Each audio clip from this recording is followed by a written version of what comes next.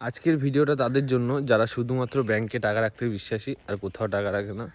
যদি আমার প্রশ্ন হয় যে সবথেকে ভ্যালুয়েবল জিনিস কী, তো 90% লোকের উত্তর হবে টাকা। কিন্তু তুমি কি জানো, টাকাও নিজের ভ্যালুয়েশান কমায়, যেটাকে আমরা মানি ইনফ্লেশন বলি। প্রতি বছর টাকা নিজের 6% ভ্যালুয়েশান কমিয়ে দেয়।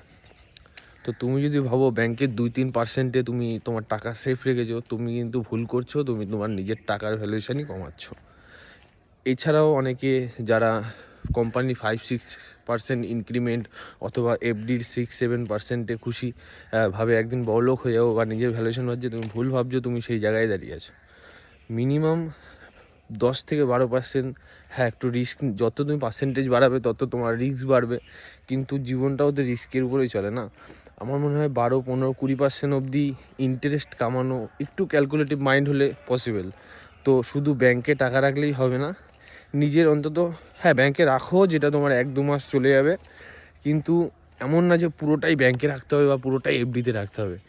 অন্তত 60-70% টাকার একটু রিস্ক নাও, একটু ক্যালকুলেটিভ রিস্ক নাও, ঠিক আছে?